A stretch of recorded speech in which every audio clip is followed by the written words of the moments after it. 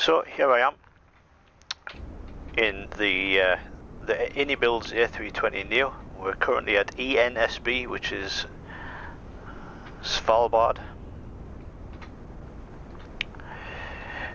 Now, as you can see, my frame rate is roughly about 70 frames a second at the airport and outside the aircraft.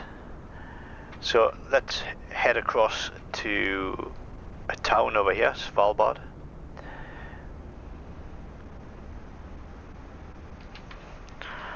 So we're a fair distance away from the airport now, a couple of miles maybe.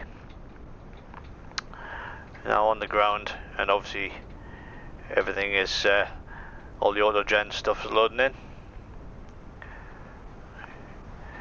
in theory. But you'll notice that the, oops, a bit stuttery. You'll notice that the frame rate is stayed up above sort of 80-90 frames a second. So if I press the button on my keyboard that's mapped to return to the aircraft, which is number 5 on the numpad, it's going to take me back to the aircraft to watch the frame rate.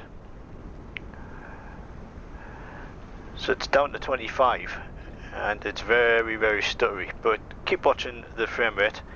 There doesn't seem to be anything loading into the airport, as all the objects and things are still here. But you can see my frame rate is increasing slowly but surely.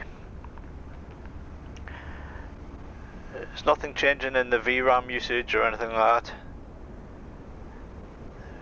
It just slowly but surely returns back to its norm. And then when I move, absolutely fine, as if nothing ever happened. So what exactly is loading in at this airport when you come back to the airport and everything's displayed on the screen? There's obviously something happening in the background that's causing the sim to stutter. And I'm just wondering if that's something to do with what's causing the stutters on landing, because obviously the simulator's doing something as it gets close to an airport. So let me know what you think. Thanks for watching. See you next time.